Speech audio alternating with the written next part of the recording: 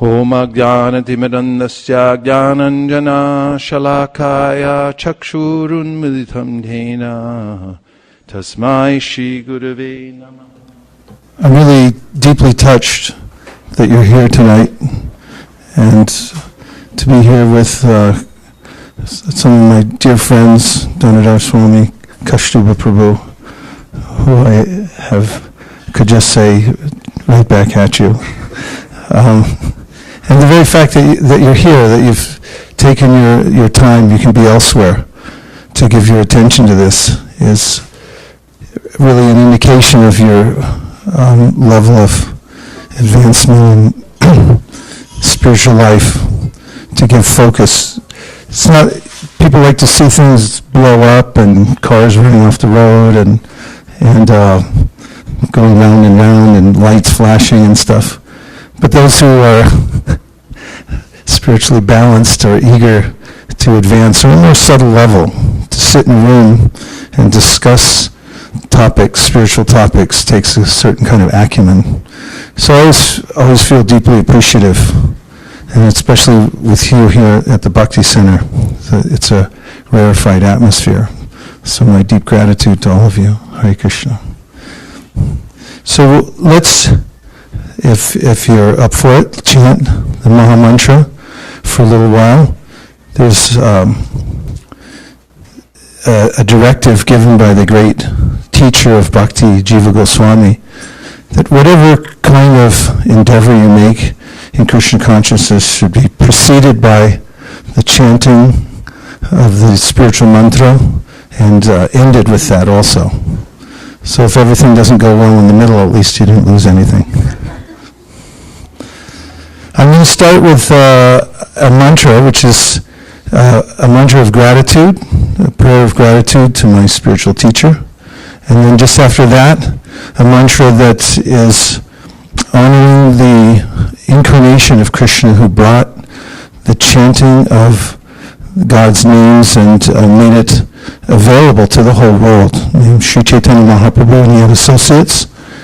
And then after that, we'll go into the chanting of the Maha Mantra, which is the special mantra for this age that anybody can chant, and it is recommended for everybody in this age as the panacea and the main process for advancing in spiritual life. First of all, before speaking much more, I'll say a prayer in Sanskrit to my spiritual teacher, which says that I was blind, but he opened my eyes, just the way a person who is blind and then receives some medical treatment, and then all of a sudden they can see. Sometimes nowadays with medical technology, you see this happen.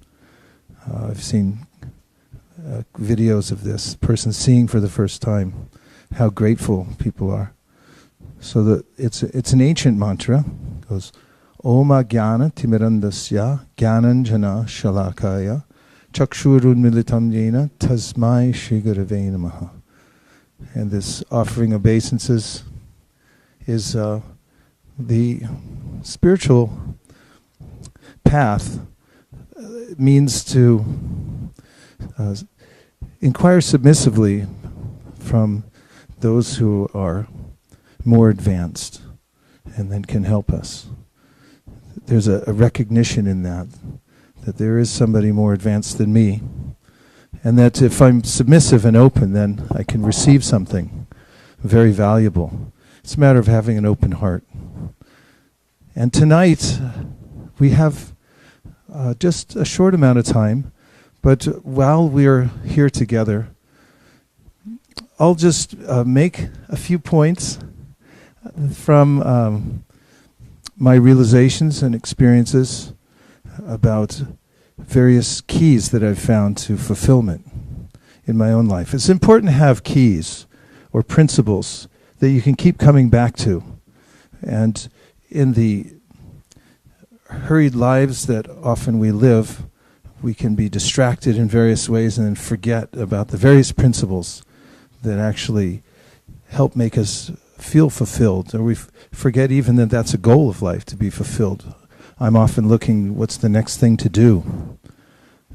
this may be a common saying, but years ago it was a revelation to me when a friend of mine said, come on, are you a human being or a human doing? Are you just going to keep doing things, or are you going to realize that you exist and take advantage of looking within? How's the temperature in here, by the way? Is there a way to make it freezing cold?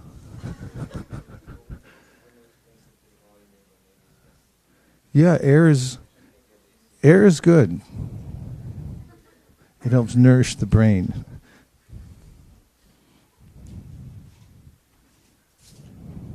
And so I'll make a few points, and then at intervals, I'll ask you for your reflections. Means anything that you hear that sticks with you.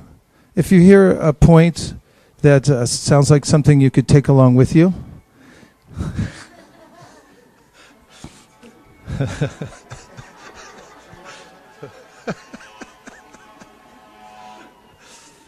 then I'll just ask if you reflect it back. So just act as if you're, with family, sitting around a table after dinner or something like that, and you feel free to speak up. There's nothing too formal here. And in the exchange of ideas, the points get augmented and they go more deeply. Does that sound like an okay idea? Say yes. Okay. So,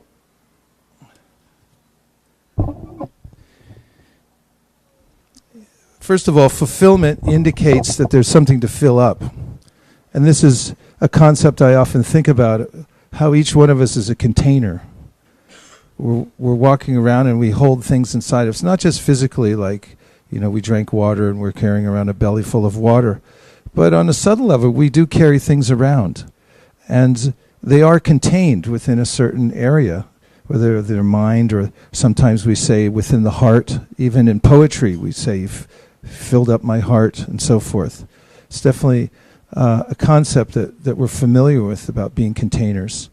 And interesting, a container has content. And also the word content, you can say content. It's spelled the same way. And what kind of content you carry within you, which is one of the themes of what I'll talk about tonight, is how contented you'll be, how you'll feel content. What's your content? Now, we wouldn't be talking about this unless there was a way to adjust the content and to, therefore, feel more contented. So, the first and most obvious key to me is gratitude. And in thinking about gratitude myself, I've realized that it's a practice. It's not necessarily something you have to wait for, but we are, existentially, if we look at what we really are, we're conscious beings.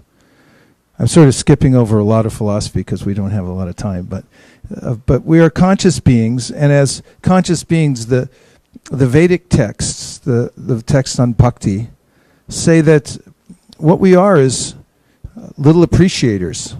That's what we do for a living. We appreciate stuff. There's a lot of stuff to appreciate, isn't there? Like what? Okay, thank you.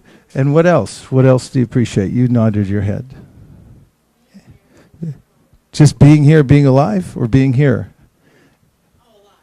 Just being alive. That's pretty good, because you could do that all the time. It's like, hey, I'm alive. I appreciate that.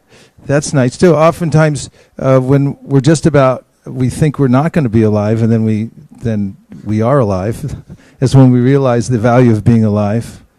I recently was taking a 17-minute nap in the afternoon, and just when I was waking up, I lie on my left side, and I just became aware of my heart beating.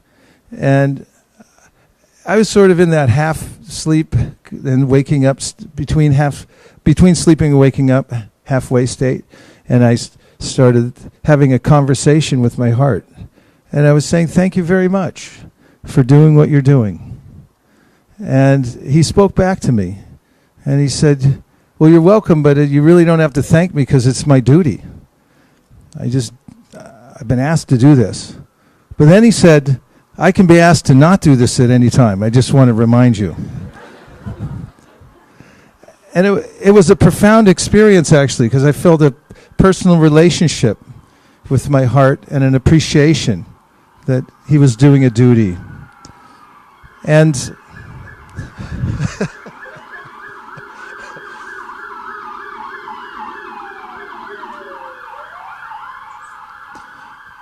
my friend Satyadev Prabhu was a paramedic for 20 years. And whenever he hears a siren, he said somebody's either checking in or checking out.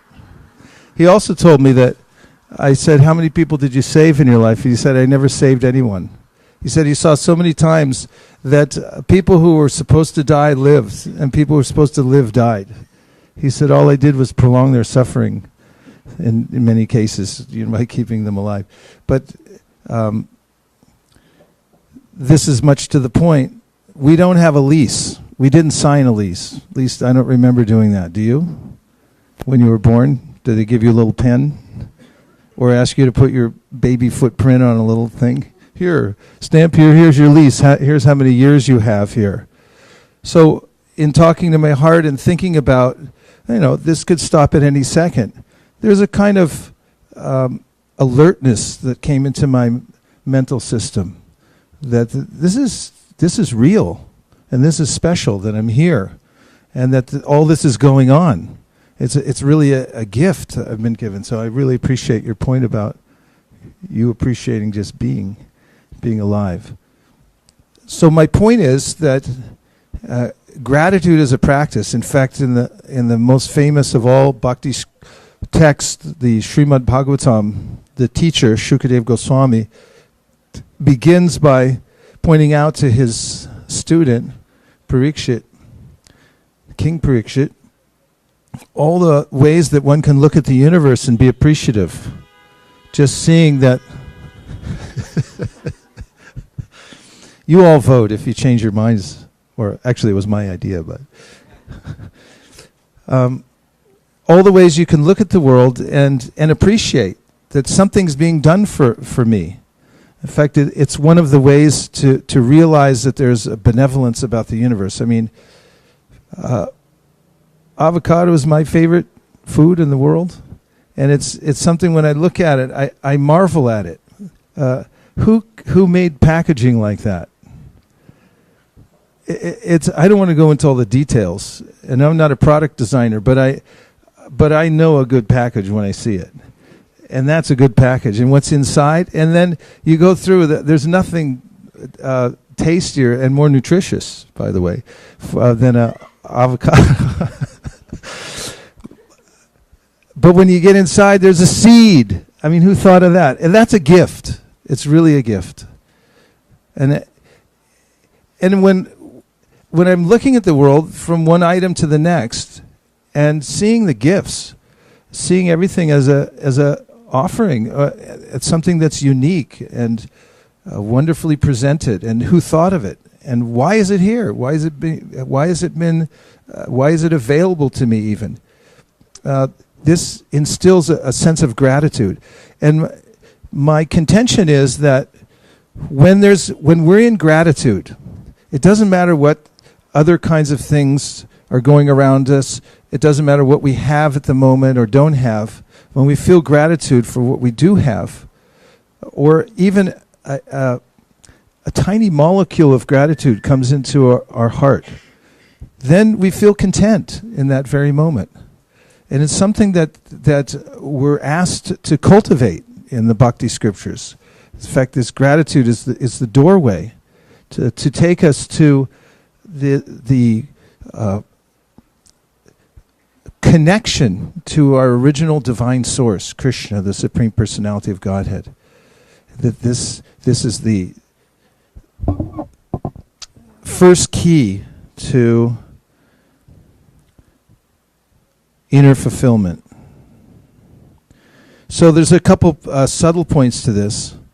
One is something that I read in a purport in the book called Sri Chaitanya Charitamrita, and that is a statement by the translator and author of the purports, Srila Prabhupada, where he points out that different species of life have what he calls varying appreciating capacities. Everyone has a capacity to appreciate at a certain level. Then he says when you come to the human life, you can expand your appreciating capacity. You have a huge capacity to appreciate. And really that is the gift of human life, that your appreciating capacity can be expanded. And the more that you expand it, the more that you'll feel fulfillment. And I heard a kind of a clever statement years ago, but I kept it because it works for me. And that is, whatever you appreciate, appreciates. As in, because there's several definitions of appreciate or appreciation. As an example, if you put money in I hesitate to offer any financial advice here, but if you put money in a conservative instrument like a CD, you're going to get appreciation over time. That means you put it somewhere, you've invested it really, and then it grows. And what we have, the gift of appreciation or gratitude, when we invest it in something, it grows in our life. It becomes more. In fact, Voltaire once said that when you appreciate the good qualities in others, then you open your heart so their good qualities can come into you. And it's sort of switch gears so abruptly in metaphors, but it's almost like a download. There's a way in which you know, when you're appreciating somebody very deeply, like a teacher, somebody who knows something. Today, I was driving back from Connecticut with Kashtuba. I was sitting in the back, and he was telling me everything he knows, kind of trying to condense it within 1 hour. In 1 hour, he was giving me a summary of of all his teachings about a specific subject matter I was very interested in. And you know, I was sitting next to him, and I just imagined, it could have been airdropped, but like, for the sake of the metaphor, like a wire from one, fire wire or something like that. And, I was just getting everything because I was really interested in what he had to say and appreciating the knowledge that he had and the way he was presenting it and all the qualities in which, he had acquired from pursuing the knowledge and so forth. And when I stepped out of the car, I was a new person. I got something because, and this came from appreciation. My content had changed, and therefore I was more content. Change your content, you become more content. So, appreciating capacity is something to expand, and the other aspect of gratitude. An offspring of gratitude, or you might say, one might say the result of cultivating gratitude in a very specific way is that one develops a service mind. Service mind. Say service mind. Yeah. If you develop there are a lot of different states of mind that one can be in, right? Yes? Like what? Grateful. You give me another G word. Starts with GR. Greedy. You could have a greedy state of mind. You could be grumpy. What else? Huh? New York state of mind. Yeah, that's right. There's a lot of states of mind that you can be in. And so one of the core teachings of bhakti that comes through the original bhakti texts, all the way to the great masters who teach bhakti. They say, this is the one switch that will change your life, to develop a service mind. In fact, they just say, just flip the switch and say, I'm a servant. I'm going to serve. And as soon as you do that, as soon as you take a service state of mind, then immediately you start to feel content. It's counterintuitive because I'm in a defensive position. I always think that unless I protect all my assets, unless I look out for myself and make sure I take as much as I can, I'm not going to be happy. I won't get enough. But oddly, the moment I think, how can I give to others? How can I fulfill others' needs? I go outside myself. I grow, actually. And this is the key to fulfillment, to develop a service mind and think, how can I do good for others? Even Dale Carnegie, in his book, which is a must-read for people who are doing heavy management, it's called How to Stop Worrying and Start Living. And in it he says, when you feel the greatest anxiety about something that's happened in your life, then change your state of mind and think, how can I go do something for someone else? And as soon as you start thinking in that way, then you immediately start to feel relief. You go outside the tiny globe of your mind and out into the big world of possibilities.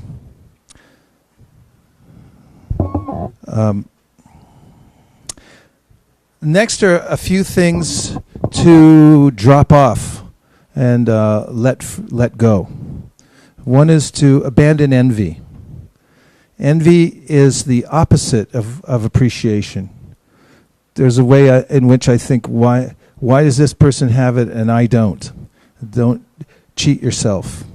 This is the way in which we can enter the realm of complete anxiety. So give up envy. And the other is don't carry grudges. Has anybody ever had a grudge or kept a grudge? Where'd you keep it? In your heart? Do you know what a grudge is? It's a fierce little animal. It's got snarling teeth and twitching tail. And most people carry it under their arm. And everywhere they go, it snarls at everybody. And it's a burden to carry around. So how do you let a grudge go? You just go to the edge of the forest and let him go. Let him run off back into the forest where he came from. Grudges are something that we carry. It's not necessary, but it blocks our ability to appreciate others, and also it stifles our sense of inner fulfillment. And the real trick is just let it go. There's a story in the Srimad Bhagavatam about letting go. It's such a simple thing.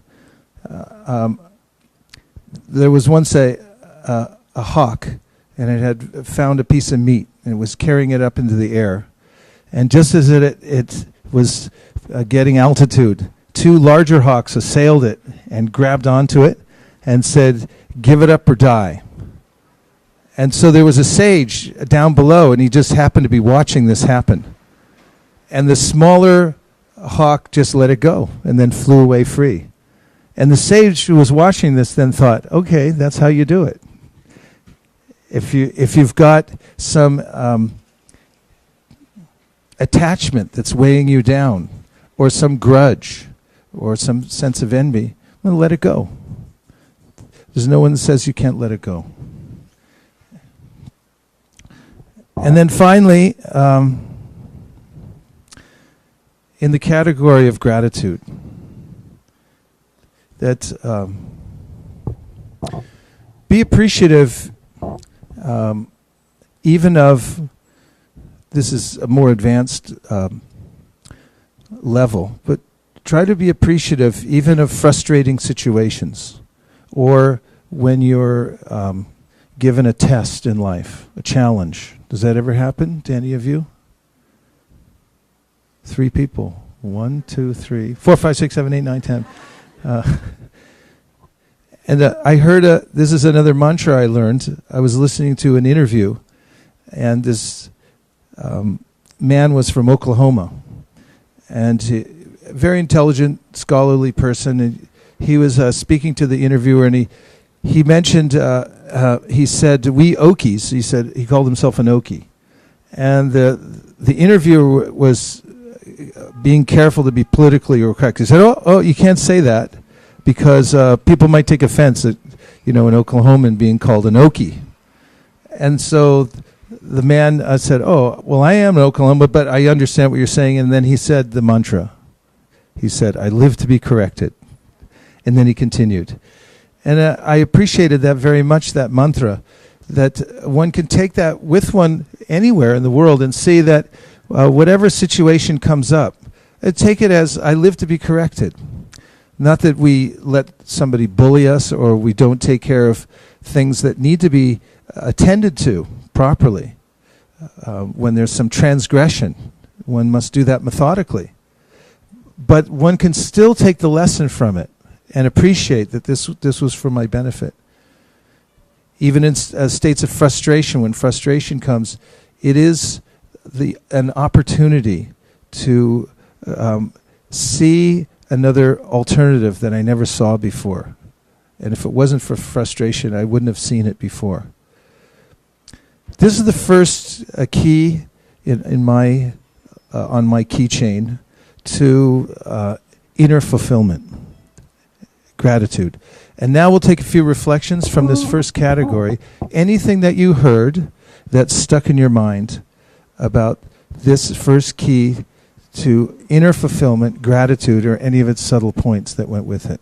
And we have a microphone to pass around. And just what a reflection is a reminder, is anything that you heard, any point that stuck in your mind. It can be one word or one sentence, but it's just a concept that you're taking away from this. Yes?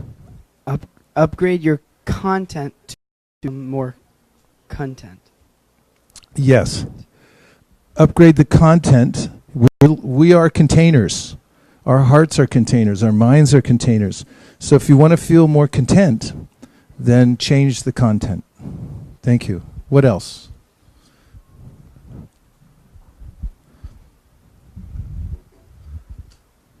Talked about the paradox of becoming a servant to be more free.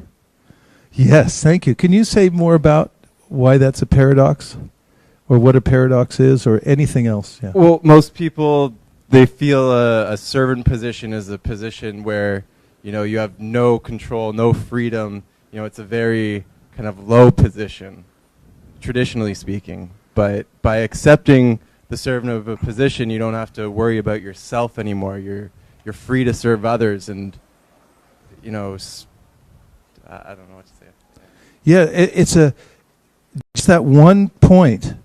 There are volumes written about this. I'm so glad you brought it up, and that it is a paradox is an indication that it's a subject that requires a little bit of study and contemplation.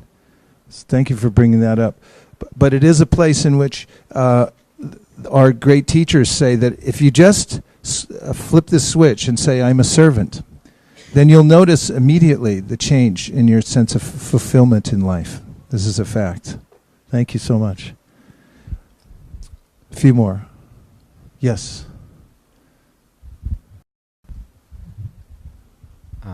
You mentioned to abandon envy, because envy is the opposite of gratitude. Yeah, abandon envy. Can that mic be turned up just a tad? Is it possible? Or does it throw everything off? Yes, go ahead. You mentioned that we should abandon envy because envy is the opposite of gratitude, and so I just appreciated realizing that the why not me, or why don't I, to compare and despair, it takes us away from being appreciative of what we have. Yeah, you think about abandonment. There's a lot of issues about abandonment. I was abandoned. How do you abandon something anyway? Anybody know?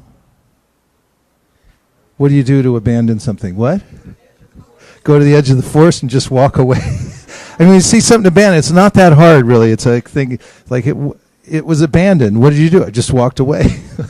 You don't really do anything. You just don't deal with it anymore. You abandon it, and it's neglect is another tender, loving neglect. That's how you raise orchids. Orchids don't like to be fussed over. They like to be put in a corner and just leave them alone. Don't talk to it. Don't move it around. Don't water it too much. Just leave it. And so abandonment, neglect, all these things that seem pejorative, they actually, in the process of bhakti, if you learn when these things like greed, envy, grudges come up, and you're just like, okay, I'm going to abandon you. I'm neglecting you. Sorry. Too bad. What else? Yes. Here comes the mic. And the reason we like to use the mic is because there's a lot of devotees online listening. They like to hear your question. The point which has touched me is... Uh-oh. Try it again. Instead of thinking about anxieties, think about how will I go and serve others or help others. Yeah, instead of thinking about your own anxieties, think about how will I serve others. There's the great Saint Prahlad Maharaj talks about how the moment one starts to think about one's own pleasure, that's the minute you start suffering. You don't even have to try for it. You just have to contemplate it.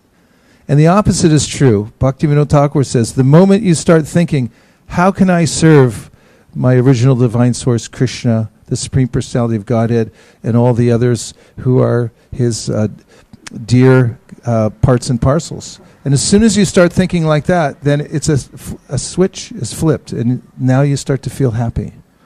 Simple thing, gratitude and thinking in a service mind. And service, again, it's an overflow of gratitude. When you're feeling great gratitude, then you want to do something about it, right?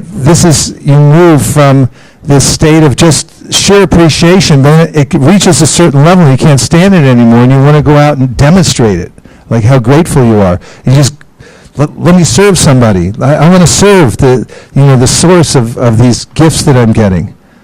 That's real happy life. And if you can stay in that flow, then you'll be happy all the time. Yeah. I have a friend in Japan, and very expert person, and had all kinds of high-paying jobs in his life and things. And at this point in his life, the place he lives and the amount of time he has and the age he's at, he needed to have a job, but he went out, looked for it, and all he could get was cleaning toilets. Of course, it's a different thing. Toilets in Japan and New York are different, I assure you. I won't go into any more details. But he pulled a couple of us aside and he said, "This is the best job I ever had in my life." He said, "I feel so peaceful and happy and unaffected by the miseries of the material world. I'm cleaning toilets, And it's an indication that the happiness and fulfillment don't come from the places that a lot of people are looking for them. It's a simple thing, right? Yeah. Thank you. Two more. 1, 2, 3, 4 more. Yes.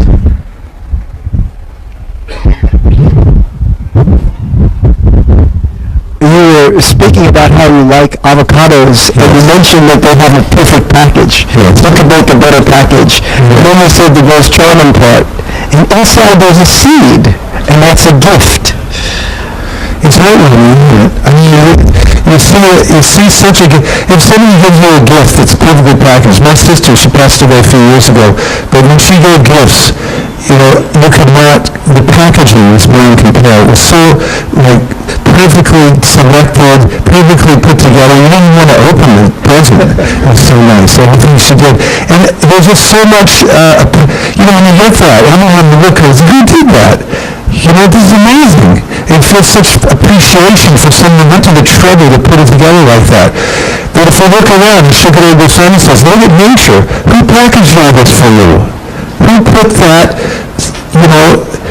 that fruit inside that packaging and then said, here's an extra seed inside in case you want a tree that can make a lot more of these. You can feed a village or a whole country on these things. I'd like to see a country that just eats avocados. I'd move there. There are 2 more. 3 more. You said that when you appreciate someone else, you download their qualities. That's right. And I mentioned Voltaire. It's also, Queen Kunti says, Shunvanti, Gayanti, Grimanti Sadhava. So in one of her prayers to Krishna, she says there are different processes of bhakti. So one is Shunvanti, that you're hearing about Krishna. Gayanti, you're singing about Krishna. Grimanti means that you're appreciating that others are doing it. So you might, just think about other devotees doing their service very nicely. Even if I feel inept, I can think, these other people are so wonderful the way they do their service, and just appreciate them. And by that, she says, you'll advance. You can go back to the spiritual world just by appreciating, expanding your appreciating capacity. Thank you.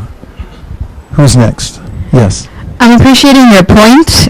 Appreciating this human form of life for the capacity to appreciate. Very good. Well done. Yeah, and it is a special opportunity. As I mentioned in the beginning, that's what it's meant for. It's an opening through which we can develop our appreciating capacity. And see, Krishna is the Supreme Personality of Godhead. And there's no real meaning to having a Supreme unless there's somebody to appreciate the Supreme. And that's why they're unlimited entities who are little appreciators. And they can go on expanding their appreciating capacity unlimitedly. That's the arrangement. And if you follow the arrangement, then you'll feel blissful all the time. Thank you. 1, 2, 3. Sorry, we'll get to you. I know you raised your hand 3 times. Okay, go ahead. I want to say thank you for the reminder of being appreciative of tests and challenges. Yes. Why do you say that? Thank you for the reminder. Yeah. I mean, why do you bring that particular point up? Because I get quite a few of them at my job, and the tests and challenges of moving from California to New York, and I don't think this is working, and getting used to New York all over again, which is a huge challenge for me. And so it's a reminder every day when I walk out the door. Yeah, if you look at it in a different way, if you think of that, when these challenges come to me, they are actually coming to me so that I can improve myself, so I can move to a higher level. And any mature person you meet, and mature people are valuable. Every mature person has certainly gone through many, many challenges, and they've dealt with them. And that's why they became mature. So we should take this kind of courage. It requires courage to move through this world, doesn't it? Yeah. And the Bhakti scripture is giving us that courage. It says, don't worry. Deal with each challenge as it comes and deal with it spiritually by seeing that it's an opportunity to grow. Thank you very much. Thank you. Yes. I was going to say the same thing, but... So it's a common theme, isn't it? Yes. Like what you said about being appreciative even... Just use the mic. Just being appreciative even in frustrating situation. I feel like nowadays we just get angry over like small things, and we just have to like appreciate and just step back and think about the situation as the whole thing. Yeah, and we may get angry. It's a natural thing, but there's a way in which we have to look for the lesson and see what the lesson is. Remember, I live to be corrected. And the last one, way over there in the corner. Good. Okay. Hare Krishna Prabhu. It's not a comment, it's more of a question. So like I feel that like I find that giving up grudge is not so easy actually. Giving what? Giving up grudge is grudges. Not that grudges is not that easy. I try to associate when I am suffering. I try to associate a reason with the suffering, and that reasoning points to some situation and the people associated with that situation. Then I try to like see them as the cause of my suffering. So I mean, I try to relate the events. Then I mean, although I try to say theoretically that it's they are not the cause, but still that kind of some kind of anger or something is still left over, I think. Yeah, you make a good point, and that is it's not. Although I made it seem that way, and I did so for an effect. It's not necessarily a mechanical process. That's why it's very important to have one's own home spiritual practice, something you do personally every day to become aware of the fact that you are a spiritual living entity and that you have a connection to our original divine source, Krishna, the Supreme Personality of Godhead. That can very specifically be done through the basic processes of bhakti. One of them is repeating the divine names of the Supreme. And in the Maha Mantra, you're saying Hare Krishna Rama, these 3 names. And by repeating the mantra and listening to it very carefully, there's a kind of a spiritual energy that you'll get. It's called, there's two energies actually that will help you deal with these issues like grudges. One is special knowledge, to see the difference between what's important and what's not important. And the other is a kind of perspective, a wider perspective of the world. That means like, why does it matter so much? There are bigger things. So by chanting Hare Krishna, you get a much broader perspective, and you also get a kind of a spiritual power where you're able to let go of things that are less important than others. Even though you know it, sometimes you can't do it, right? So you need that extra spiritual help. And that's one of the things that happens when one chants with attention. Just chanting Hare Krishna Maha Mantra. In fact, the Srimad Bhagavatam says, Vasudeve Bhagavati Bhakti Yoga Prayojita Janayat Yashuvairagyam Jnanam Chayara Haitukam. When you do direct practice of bhakti, the direct practice of bhakti, you get what you need to do things like give up grudges. And it will surprise you when it happens. Because you think, where did that come from? I couldn't do it before, but now I'm able to do it. That's also a gift that comes down to us. So this spiritual practice will give us the ability to enact all these things that we're talking about. Thank you very much. Thank you. I'm going to... Okay, same question. Okay, perfect. Now, what was the first key to inner fulfillment? Gratitude, yeah. And second key to inner fulfillment is to unclutter your life. So one time I had a professional organizer come to my house. That's all they do is they're ruthless, unlike me. And so many things come into our life at every minute. Like in your home or your living space, wherever you might be, you might notice that it just starts to fill up. Do you notice that, or is it just me? What does it fill up with? Some of you are shaking your head, yes. What do you get? Junk is a general category. What specific things do you consider junk that come into your house? Junk. Decorative items that you don't even like, right? I mean, somebody might give you a decorative item that they like, but I might not like it. It's like, oh, this is junk. No offense to anybody out there, but it just is. And then what do you do with it? Because they might come over and say, hey, where's that wicker basket again? Nonetheless, there it is. And one thing after another comes in. In fact, I saw a little cartoon of a mail truck. The U.S. mail drives around, and it said on the side, junk mail. Used to say U.S. mail. But nowadays, practically the only thing that's delivered are bills and these unlimited junk mails. Some of you are shaking your head. You notice that? Yeah. So that comes in. There's lots of unlimited things that come in, not just into our homes, our living space, our car, our pockets, but also into our minds. We take in so many things. You just walk around, people say, here, listen to this. What about that? Hey, did you see that guy?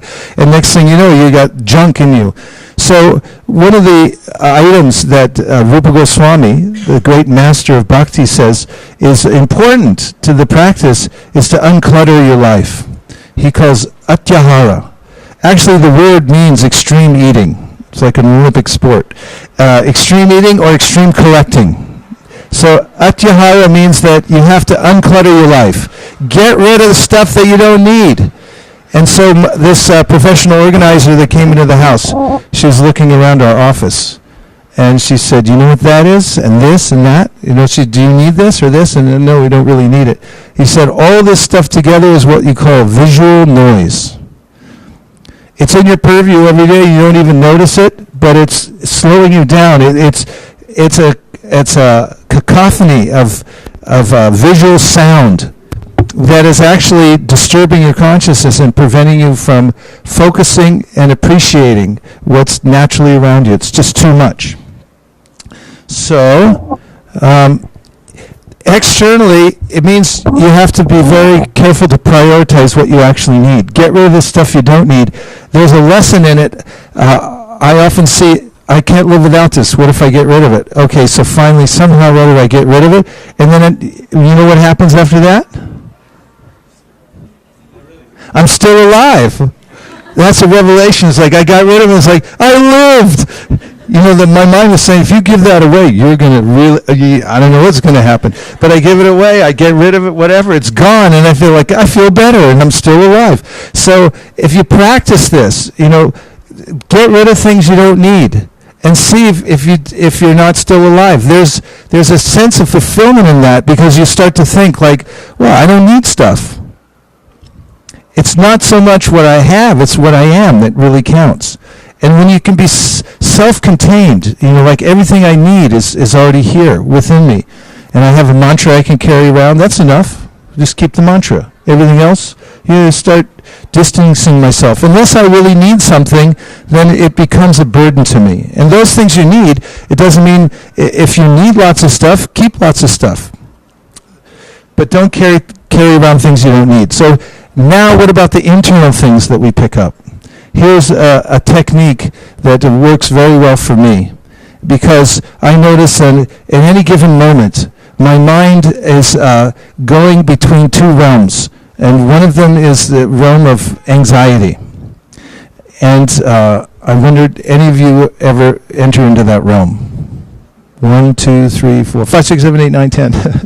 Okay, so Stephen Covey, in his book called 7 Secrets of Highly Effective People, gave the simplest of graphs that I've ever seen in my life. But it is the most effective way to overcome internal clutter. And so what he gives us is 2 circles, one within the other. The internal circle is called your circle of influence. Say circle of influence. That means something you can do something about, right?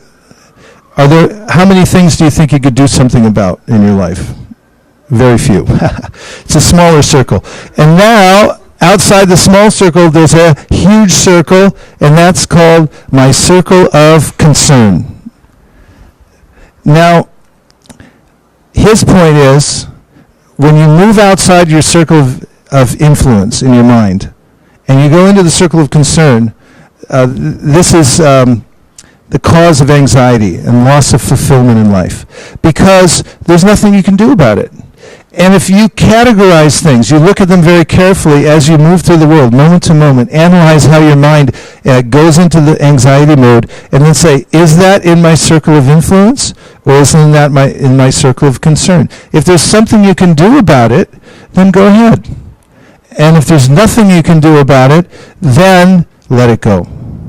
This is one of the ways to prioritize, categorize, then prioritize the various thoughts, desires, circumstances in life, and then not let them clutter up your life. Because how many trying circumstances can any one person handle? That's a real question. How many, numerically, approximately, in a given day? That are, what's that? I was thinking like 1 or 2 at the most. But what if I get 5 or 6 or 10 or 100? What if I look at the newspaper, and there's on the front page of the newspaper, there's 12 things that are very disturbing to me, but I can't do anything about them. What should I do? What do you think? Stop reading the paper? Yes. It's transferred over. Yeah. So the third way to unclutter your life is to make a map. There's an old saying, don't greet the dawn without a map. There's something very clarifying about having a plan for what you're going to do for the day. And if you if you write it down, you'll find an immediate sense of energy in your life. Like if you start the day and you write down the certain things that you need to do for the day, and just make it the simplest of plans. You'll notice it. Once you write it down, then you'll feel energized to move forward. And that helps you to stay focused and uncluttered, because there's so many other things that will come into your life demanding attention. But if you already make a stand and you've planned it out for yourself, then you'll remain in that uncluttered state. And now we'll take a few reflections. What was the second key to inner fulfillment? Unclutter your life. What was the first one? Okay, so what are some of the points from the second one? Reflect back.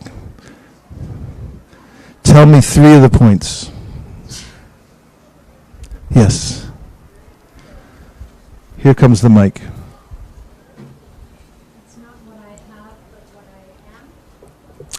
It's not what I have, but what I am. Yes. And may I ask a question as well? Yes. Or and a comment. So there's a professional organizer. She's a Japanese lady who made a big name for herself, and her mantra is, "Does this spark joy?" So she asks people to get rid of things that don't spark joy, and that just seemed synchronistic to what you were saying.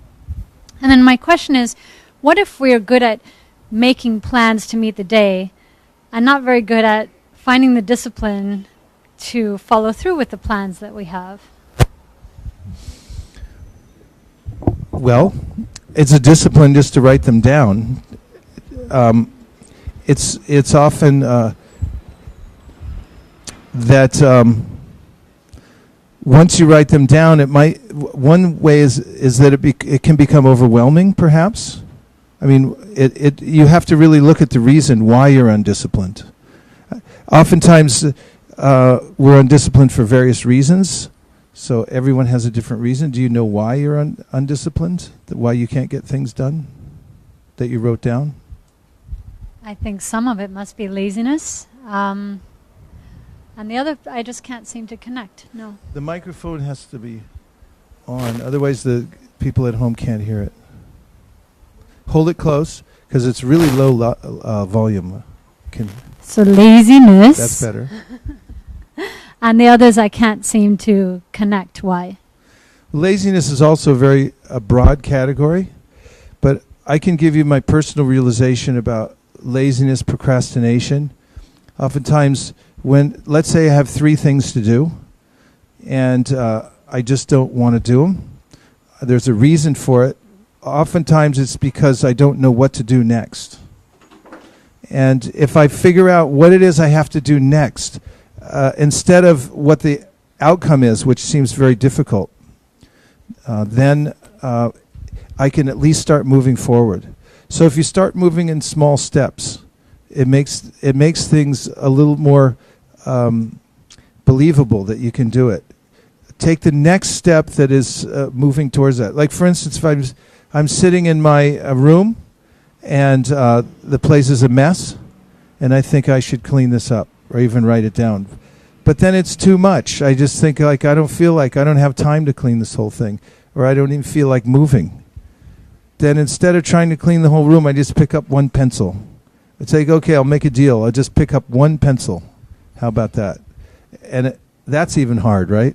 You get across the room, I barely pick it up, put it in the place where it goes, but next thing you have some momentum. You can start moving towards the next thing. So take smaller steps and try to do the next thing that's actually necessary to move you in the direction rather than trying to do the whole thing. It's a big topic. A couple other things that you heard from this section. Yes. 1, 2. You mentioned even after letting go of the thing that you feel you can't live without, you're still alive. Yeah. That's a powerful revelation. Oftentimes, for instance, when people give donations, it's going through their head. It's 1,000. No, let's do 500. 750. Back, forth. And then finally, they let go and they said, this is a good cause. They'll give a donation. And right afterwards is, a burst of energy. They feel satisfied, happy that, I did something. I'm bigger than I was before. I let something go. I gave it away. And there's a revelation in that. Often those people are going around saying, yeah, everyone should give more. They feel that they grew. Thank you. Nice point. 2 more. 1, 2. Hare Krishna. You had mentioned the atyahara. Yes. And that was the too much neediness and materialism, or extreme eating. Extreme ahara means eating, and ati means extreme. So it's extreme eating or extreme collecting, or like keeping more things than you need, or eating more than you need. Yeah. Yes. And last one. You spoke about visual noise. What's that? Visual noise. Yeah. What and about how it that? disturbs and interrupts our consciousness, the same as noises. Sound. Yes, that's right. And oftentimes I get used to all these things collecting in my life, and I forget they're even there. But they have a heavy weight. They're weighty, and they obstruct my ability to feel contentment, to be focused, to move forward in my life. So the great teachers of bhakti, Rupa Goswami as an example, is very practical.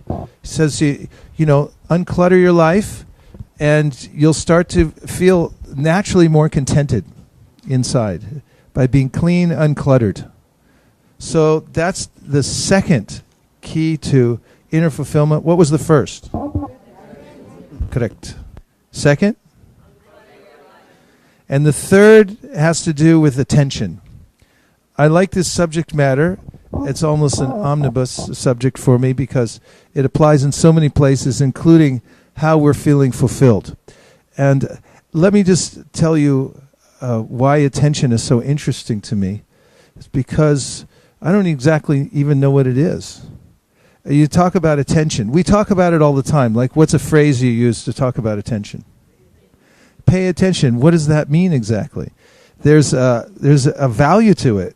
You're paying something, right? You just paid attention. Like, how much should you pay? Now I'm gonna make a bold statement. It's the most valuable thing that we have. There's nothing more valuable than our attention. That's what we have. All the other things that we say we have, we really don't have a choice of where they go. They can come and go as they please, and they will. But our attention, this connects to an even deeper topic, which is free will. And this is the greatest gift of all. And what is it that we execute with our free will? It's where we place our attention. I get to choose from moment to moment where I place it. And now comes the profound part about attention, and that is that where your attention goes, your energy flows. And when you look at something, it changes it because you're powerful. Your consciousness can project itself into the world and change the things that you look at. And so the way we use our attention has a profound effect on our relationships, has a profound effect on the content of our hearts and minds. Let me prove how this is true. So, relationships. This is one of the greatest sources of contentment in life. In fact, as Srila Prabhupada mentions at the beginning of the Nectar of Devotion, it's what everyone lives for. Why do I work so hard? Because I have a relationship somewhere. That's what makes me fulfilled. So what makes relationships go? Well, many things. There's much that can be said about it. But one of the primary things, if you reduce it, is attention. I'll give you an example.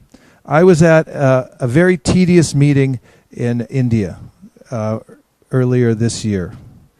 And I was on a break, sitting out in a little patio area where they have a place where you can look out into space and forget about all the problems in the world and have a cold beverage, some sugarcane juice perhaps. And so I was sitting out there minding my own business, just trying to unclutter my mind. And a very enthusiastic colleague came over and sat next to me. And that was the last thing I was thinking about at that time, was talking to somebody. However, I had a choice at that very instant. I thought, I can give him half attention. I can ignore him altogether. I could tell him, I'm not interested. There would be consequences to all those things. And then I thought, all right, I'm going to turn my full attention. It was a conscious choice, deliberate. I actually turned my chair and faced him and looked right at him, and he jumped. and he was visibly moved and surprised. He actually said, "Thank you for doing that." He said, "I'm so grateful." And what had I actually done? All I had done was just transfer my attention from space to looking squarely at him. That's all I did. And he expressed it as, "Look what you've done for me." And you know what happened? Of course, he told me some very interesting things, and I'm glad I did. But the long-term result was he considers me a good friend now, and I consider him a good friend. How did that happen? All I did was give him my attention. That was it. And so in relationships in life, you might, for instance, have a spouse. That could possibly be, right? Say yes. Thank you. So the difference in the quality of the relationship, I would argue, has so much to do with attention. I can give half attention. In fact, I could give a half attention to my spouse throughout a 24-hour period. Is that possible? Half attention? How about for a week? I mean, I'm listening, but I'm kind of thinking of something else at the same time. That's what I mean by half attention. Possible? Rasanath's working with me over here, so I'm dealing with him. Working together. So how about a year? Possible? 10 years? 20? 100 years? All the way up possible. In fact, the Bhagavatam says, better a moment of full consciousness than a whole life of distracted attention here, there, and everywhere. Better to be focused for 1 second on our highest goal, our highest relationship with Krishna. And so how we organize and direct our attention will have a direct effect on our relationships, and now as far as our inner content and our level of contentment. I said where attention goes, energy flows. The Shriyas Upanishad, one of the oldest bhakti literatures in the world, says, Anyadeva hor sambhavad, anyadahura sambhavad. Iti shushumadhiranam yenas tadvichakshare. And this means that where you place your attention will directly affect the outcome of your life overall. And if you direct your attention towards very spiritually content-rich information, sound vibration, association, and so forth, it fills you up with a kind of energy that will make you feel content always. Not just content, but actually like make you want to feel like you want to dance at 4:30 in the morning. And who does that in New York? So if you simply redirect your attention to spiritual sound vibration, then the result will be it will come into your heart and mind, it will fill you up, and your content will change. And if you don't like what you're being subjected to in your life, anybody? One person? Two? Can I get a few more recruits? 3, 4, 5, 6, 7, 8. If you don't like what you're being subjected to in life, change the subject. That's your right. You can change the subject at any time. Change the radio station.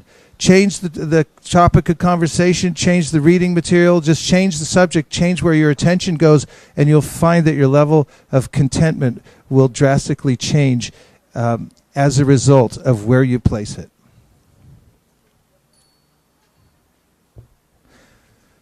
Now we'll take a couple of reflections on this section.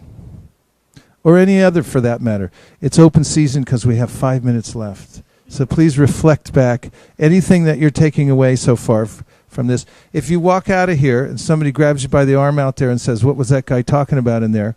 What's the one thing that you're going to tell him? Rasanath Prabhu. I'm still working with Rasanath. Where's the microphone? There it is.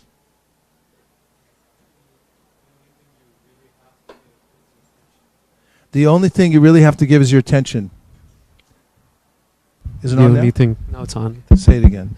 The only thing that you really have to give is your attention. Yes. That's our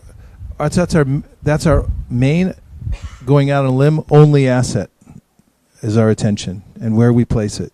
Place it wisely, and you'll find great rewards. Notice it, do it deliberately. More reflections. Anything you heard? What's the one thing you're taking away? Keep it in your pocket. Yes.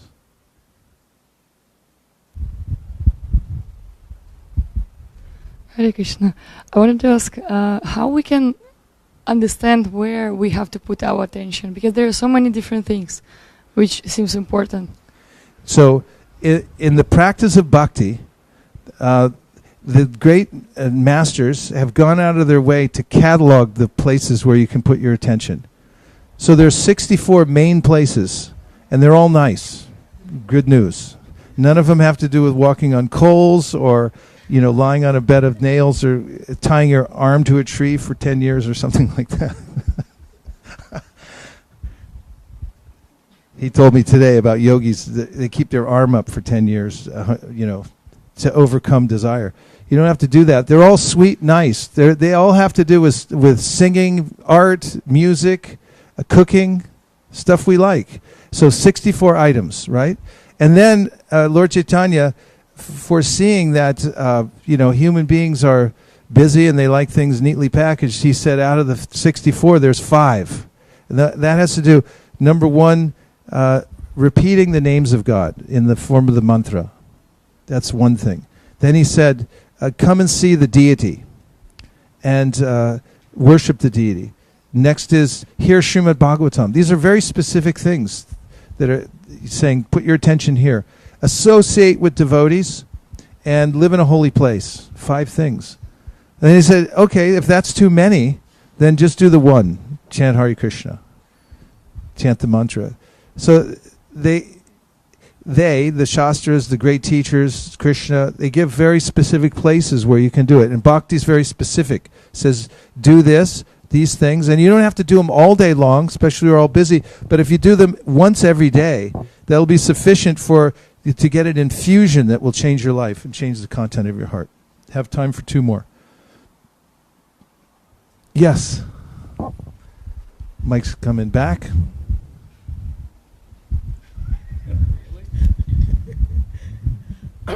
I like where your attention goes, your energy flows. Oh, I'm glad you like that. That's one of my main mantras in life. I might put it on a T-shirt. I like it. You put it on a T-shirt. I'll buy one.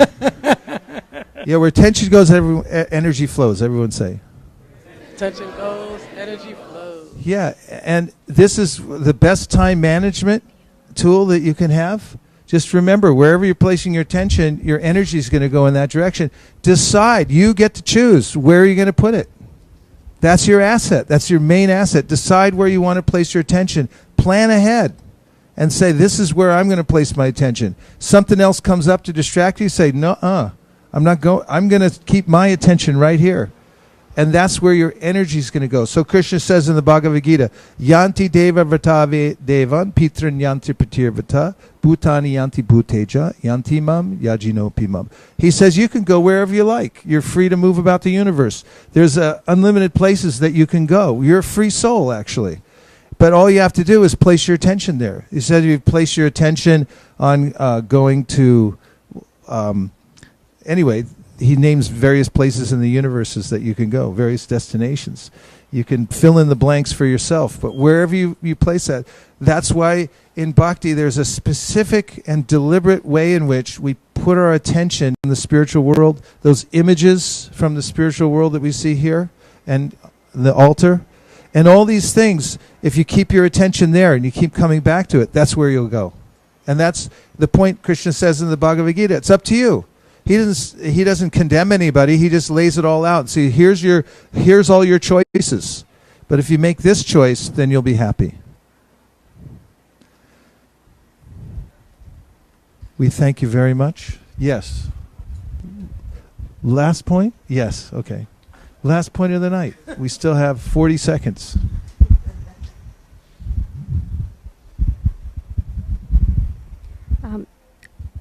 I like the way we use our attention has a profound effect on our relationships. It reminds me of that, I believe he's a Buddhist monk, Thich Nhat Hanh. He says the greatest gift you can give another is your attention. And it made me think of what attention I am not giving Krishna.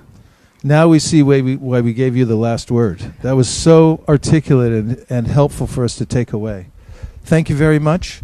And I'm deeply touched that you took this time to come here, and we'll remember this night. And thank you. Hare Krishna. Nachari Armarman, Nachari Armarman, Nachari Armarman, hey, Nachari Armarman, Nachari Armarman, Nachari Armarman, Nachari Armarman.